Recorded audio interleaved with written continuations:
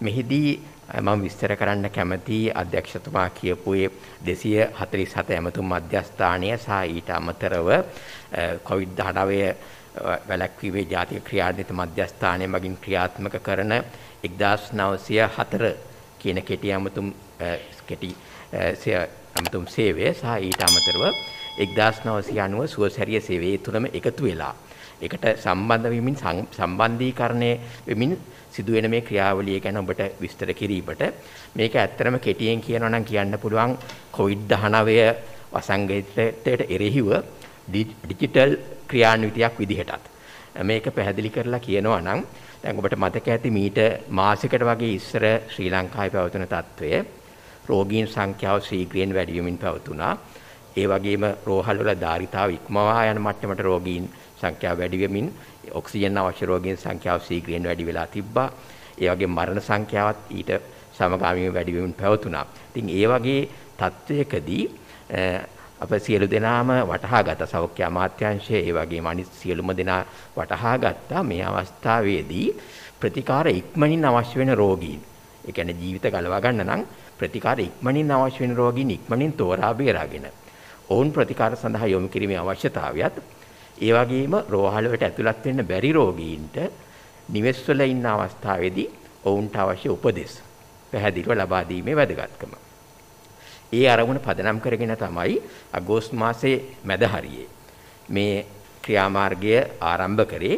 මෙහිදී අපි සම්බන්ධීකරණය කරා ශ්‍රී ලංකා වෛද්‍ය සංගමය මගින් ගිය වසරේත් මේ ක්‍රියාවලිය තිබුණ 247 ඇමතුම් මධ්‍යස්ථානය. ඒ වගේම COVID-19 වැළැක්වීමේ ජාතික ක්‍රියාන්විත මධ්‍යස්ථානයේ මූලිකත්වයේ යටතේ 1904 කියන කෙටි පණිවිඩ සේවය සහ සුවසැරිය ගිලන් රථ සේවය 1990 ඒකට සම්බන්ධීකරණය කරමින් මේ වැඩපිළිවෙල ඇත්තරම අගෝස්තු මාසේ 17 වෙනිදා සෞඛ්‍ය අධ්‍යක්ෂ ජනරාල්තුමාගේ අත්සනින් යුතුව එතින්දී චක්‍රලේඛයක් නිකුත් කරා මේ වැඩපිළිවෙල ක්‍රියාත්මක කරමින්. මෙහිදී සිද්ධ වෙන වැඩපිළිවෙල මම කෙටියෙන් කියන්නම්. මුලින්ම 247 කියන්නේ රෝගීන්ට උපදේශන ලබා දීමේ සේවයක් මූලිකවම. මෙහිදී ලංකාවේ ඕනෑම ජංගම දුරකථන ජාලයක් ඔස්සේ 247 අංකය මගින් වෛද්‍යවරයෙකුගේ උපදෙස් ලබා ගන්න පුළුවන්. ඒ උපදෙස් ලබා දුන්නාට පළයි ඉල්ලුවට පස්සේ වෛද්‍යවරයෙක් එක්ක සම්බන්ධ වෙනවා. මේ සේවාවේ වැදගත්කම තමයි ශ්‍රී ලංකාවේ වෛද්‍ය ක්ෂේත්‍රයේ සියලුම කාණ්ඩවලට අයිති වෛද්‍යවරුන්. ඉහළම මට්ටමේ විශේෂඥ වෛද්‍යවරුන්, මහාචාර්යවරුන්, ඒ වගේම විවිධාංශවල වෛද්‍යවරුන් සිට කනිෂ්ඨ වෛද්‍යවරුන්, වෛද්‍ය ශිෂ්‍යයන් සියලු දෙනාම එකතු වෙලා අපි ඇත්තටම දැනට ඉන්නවා 1000කට වඩා ආසන්න ස්වේච්ඡාවෙන් වැඩ කරන වෛද්‍ය ක්ෂේත්‍රයේ වෛද්‍යවරුන් ගණනාවක් ඉන්නවා. ඊට අමතරව විදේශවලින් වෛද්‍යවරුන් පවා ශ්‍රී ලංකා වෛද්‍යවරුන් මේ සේවය සමග එකතු වෙලා ඉන්නවා. මෙහිදී සිද්ධ වෙන දේ තමයි වගේ දුරකථන ඇමතුමක් ලැබුණාම වෛද්‍යවරයෙක් ඊට කෙටි කාලයක ඇතුළත සම්බන්ධ වෙනවා මේ සේවයත් එක්ක. ඊට පස්සේ අවශ්‍ය උපදෙස් ලබා දෙනවා. ඊතරතුරු ලබාගෙන උපදෙස් ලබා දෙනවා. අර කලින් වෛද්‍ය ආශා සමරනායක මහත්මිය කිව්වා වගේ අවශ්‍ය උපදෙස් ටික ලබා දීලා ඊට පස්සේ සමහර රෝගීන් ඉන්නවා ඉතා ඉක්මනින් රෝහලකට යොමු කරන්න ඕනේ. ඉතින් මේ වගේ රෝගීන් අපි 1990 ජංගම මෙතන තියෙන රෝගී මේ සේවයත් එක්ක සම්බන්ධ වෙලා ගිලන්වත් සේවයත් එක්ක සම්බන්ධ වෙලා වහාම රෝහල් වලට යොමු වෙනවා. ඉතින් මේ ක්‍රියාදාමය සිද්ධ වෙන්නේ ශ්‍රී ලංකා වෛද්‍ය සංගමය, ඊළඟට සෞඛ්‍ය අමාත්‍යාංශය, ඊළඟට COVID-19 වැළැක්වීමේ ක්‍රියාන්විත මධ්‍යස්ථානය, සුවසැරිය සහ ජාතික ජංගම දුරකථන සේවා ඒ ඔක්කොම එකතු වෙලා තමයි මේ ක්‍රියාවලිය සිද්ධ කරන්නේ. ඊට අමතරව හදිස්සි ප්‍රතිකාර අවශ්‍ය නැති රෝගීන් සමහර ලාවට පසු කාලීනව රෝහලකට ඇතුළත් කරන්න වෙන්න පුළුවන්. ඒ රෝගීන්ට අදාළ උපදෙස් ලබා දීලා ඒ රෝහලට ඇතුළත් කිරීම කටයුතු කරනවා. අනිත් රෝගීන් අතිබහුතරයක් රෝගීන් ඔවුන්ට පැහැදිලි උපදෙස් ලබා දීමෙන් බොහොම පරිස්සමින් ගෙදරටලා ඉන්න පුළුවන්. ඒ අයට අවශ්‍ය උපදෙස් ලබා දෙන මේ සේවාව මගින්. ඊළඟට අපි ගත්තොත් 1904 කියන්නේ ජාතික ක්‍රියාන්විත මධ්‍යස්ථානයේ ආරම්භ කළේ. එහිදී තියෙන කෙටි පණිවිඩයක්. එහිදී රෝගියෙකුට තියෙන්නේ තමන්ගේ රෝග ලක්ෂණ, ඒ කියන්නේ ටෙස්ට් එක පොසිටිව් වුණා හෝ සමහරට රෝග ලක්ෂණ සැක කරනවා වෙන්න පුළුවන්. තමන්ගේ රෝග ලක්ෂණ තමන්ට තේරෙන ආකාරයට කෙටි පණිවිඩයක් මගින් දැනුම් දීම. අපි කාණ්ඩ තුනක් මෙහි සඳහන් කරනවා ABC කියලා. කෙටි පණිවිඩ 1904ට යනකොට රෝගියෙක් හිතනවා නම් තමන්ට ගොඩක් හුස්ම ගන්න අමාරුයි, තමන්ගේ තත්ත්වයට වහාම වෛද්‍යවරයෙක්ගේ අවධානය යොමු වෙන්න ඕන කියලා.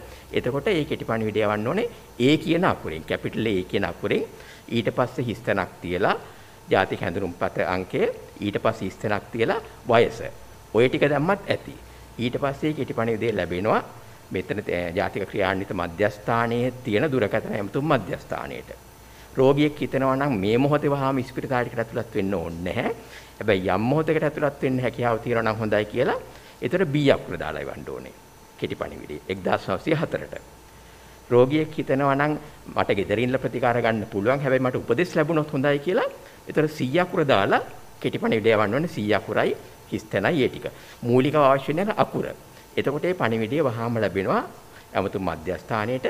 ඒ අකුරෙන් එන කෙටි පණිවිඩය. ඒ කියන්නේ හදිසි කෙටි පණිවිඩ විනාඩි 15ක් පැය භාගයක් ඇතුළත වෛද්‍යවරයෙක් ඔවුන් සමග සම්බන්ධ වෙනවා. මොකද දුරකථන අංකය අපිට ඒ විලින්ම දැනගන්න පුළුවන්. අවශ්‍ය උපදෙස් ලබා දීලා අවශ්‍ය නම් වහාම ගිලන් රථයක් එක්ක සම්බන්ධ වෙලා රෝහලකට යොමු කරනවා. එහෙම නැත්නම් අර දෙවෙනි B කියන කාණ්ඩයට යොමු කරලා සෞඛ්‍ය අමාත්‍යාංශයත් එක්ක එකතු වෙලා ප්‍රතිකාර මධ්‍යස්ථානයකට යොමු කරනවා. එහෙම නැත්නම් ගෙදරින්ලා ප්‍රතිකාර කරන්න පුළුවන් බව තේරුණොත් එහෙම එතෙන්දී සෞඛ්‍ය අමාත්‍යාංශයෙන් ක්‍රියාත්මක වන 1390 ගෘහස්ථ ප්‍රතිකාරයේ අදාළ අංශයට යොමු කරනවා. මේ ආකාරයට තමයි මේ රෝගීන් යොමු කිරීම සිද්ධ වෙන්නේ. දැන් අපි මේ දක්වා අත්දැකීම් මේ මාසික අත්දැකීම් ගත්තොත් එහෙම මුලින්ම මේ සේවය පටන් ගන්නකොට රෝගීන් විශාල සංඛ්‍යාවකින් දුරකථන ඇමතුම් ලැබුණා. පළවෙනි දවස් ඇතුළත දුරකථන ඇමතුම් 9000ක් පමණ ලැබුණා 247 සේවයට. 1904ට කෙටි පණිවිඩ 5000ක් වගේ කෙටි කාලයක් ඇතුළත ලැබුණා. ඉතින්දී අපිට තේරුණ දෙයක් තමයි රෝගීන්ට නිවැරදි තොරතුරු දැනගන්න කොච්චර අවශ්‍යතාවයක් තිබ්බද කියන එක.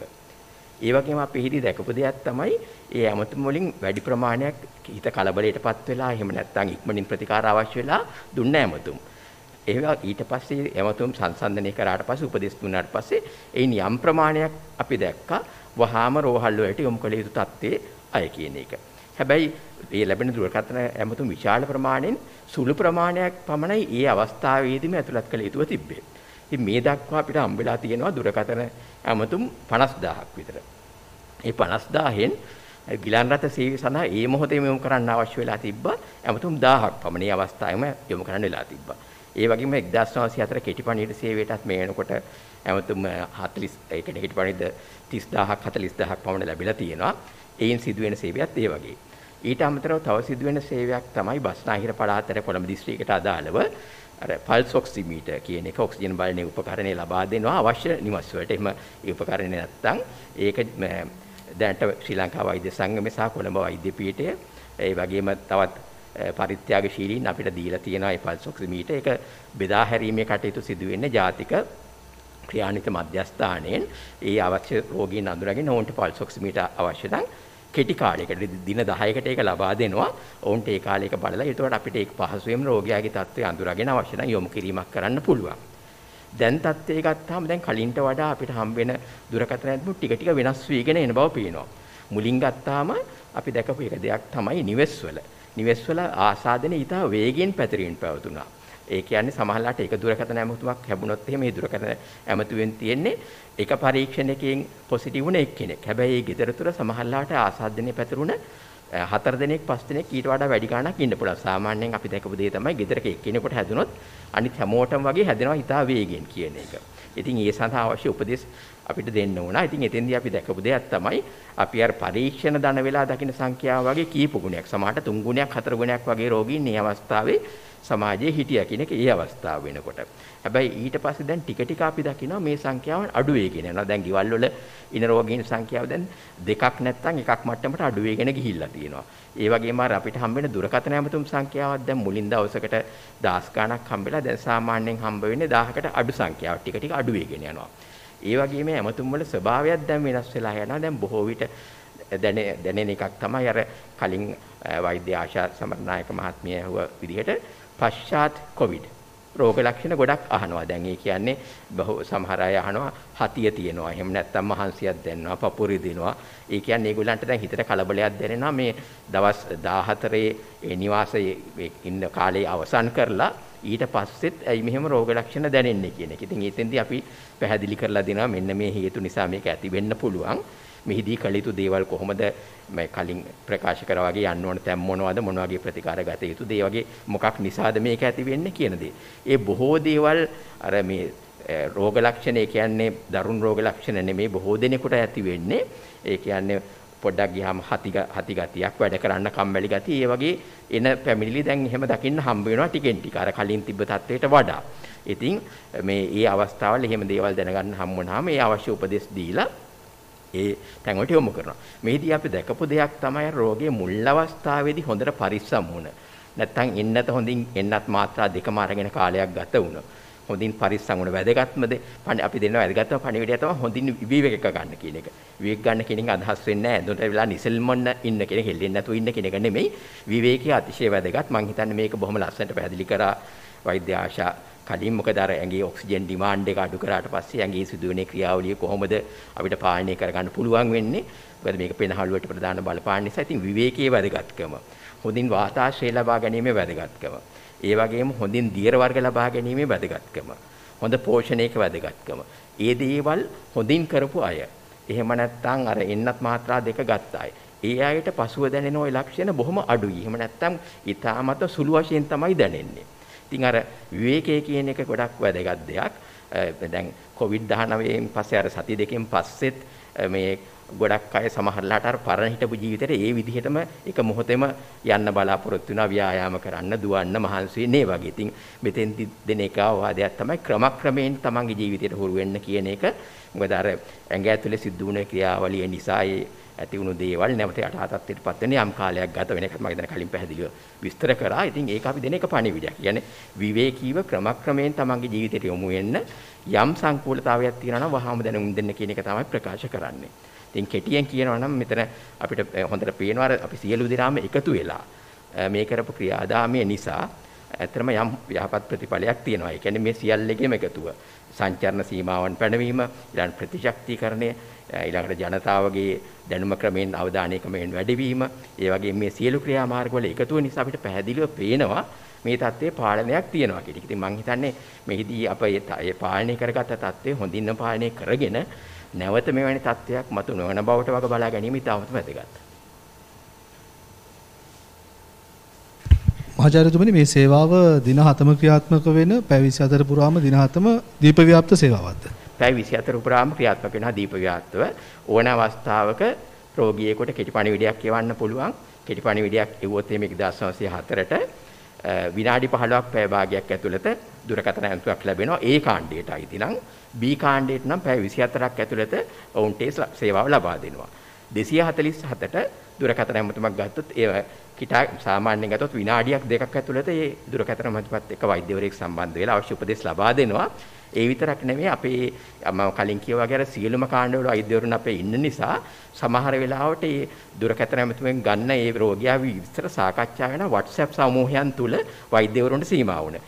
එහිදී ඒවා සාකච්ඡා කරලා මේ රෝගියාට ලැබිය යුතු හොඳම ප්‍රතිකාරය මොකක්ද කියන එක නැවත තීරණය කළා. සමහරට රෝගියාට ආපහු කතා කරන අවස්ථා තියෙනවා. ඉතින් මේ විදිහට අර ඊටමතම ඉහළ මට්ටමේ සේවාවක් තමයි මෙහිදී අපි සලසන්නේ.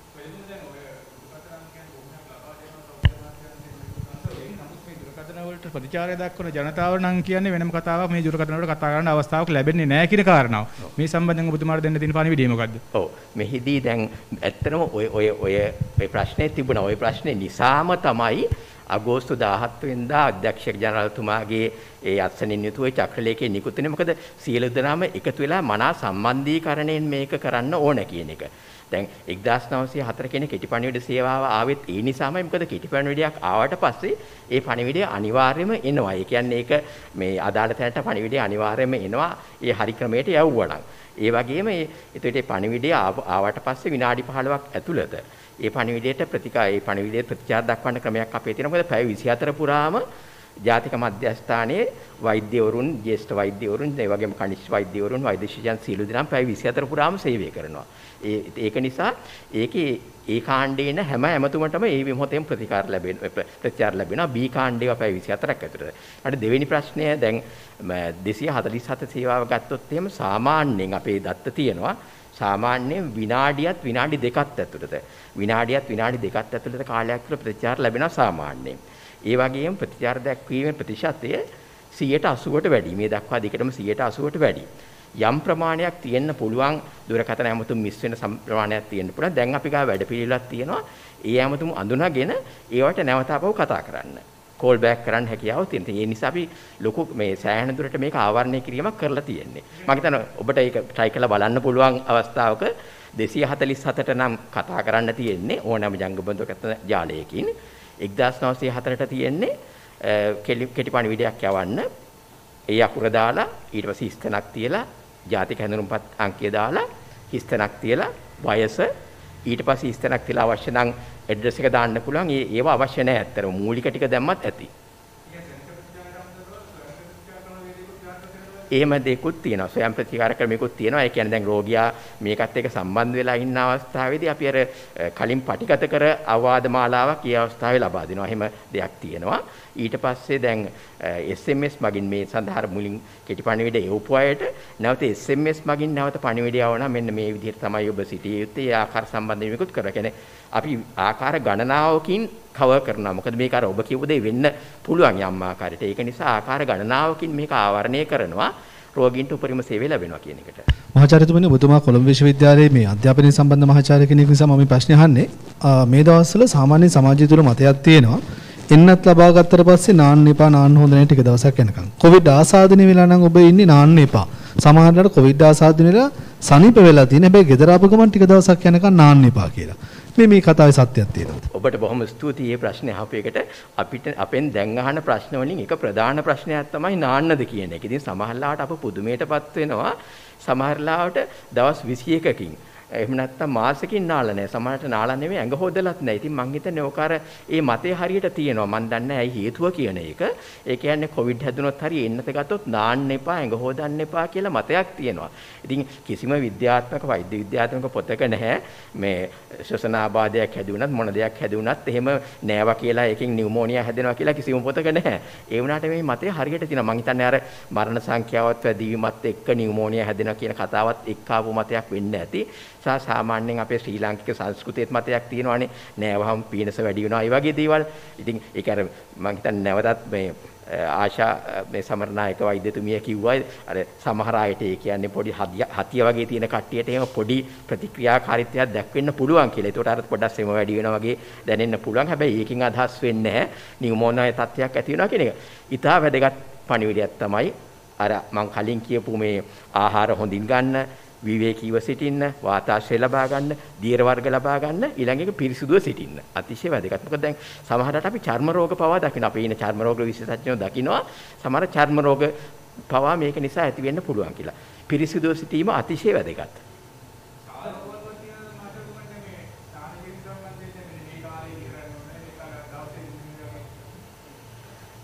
ස්නානය කිරීමකටද?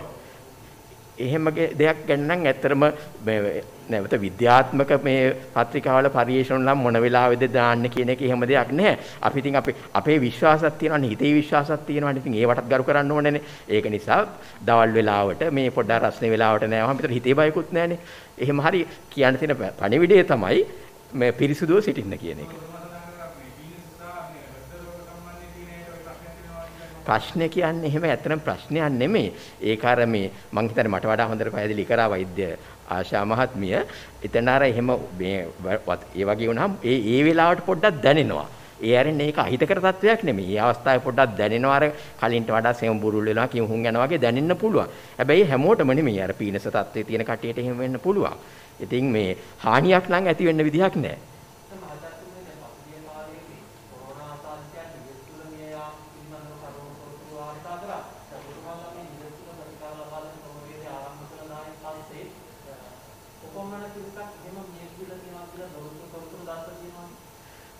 ඒ සම්බන්ධයෙන් අපිට කෙලින්ම තොරතුරු දත්ත මේ මොහොතේ නැහැ. අපි මේ ක්‍රියාමාර්ගයක් දැන් ආරම්භ කරා. අපිට දුරකථන ඇමතුම් ලබා දුන්න සියලු දෙනාටම අපි දැන් SMS පණිවිඩයක් ඊයේ යවුවා. ඔබගේ දැන් ඔබ අපෙන් ලබා දුන්න මේ සේවය ගැන ඔබගේ තියෙන දැනට තියෙන ප්‍රතිචාරය කුමක්ද සහ ඒ තත්ත්වය මොකක්ද කියන එක ඊයේ SMS පණිවිඩයක් යවුවා අපි ඒ සියලු දෙනාටම. ඒ සම්බන්ධයෙන් අපි ඒ තොරතුරු ලැබුණාට පස්සේ අපි ඒ තොරතුරු ගැන අපිට මේවා කරන්න පුළුවන්. ඒ තියෙන විශ්ලේෂණය කරලා ඒ කියන්නේ යම් මතයකට එන්න පුළුවන්. ඒක අංක 1.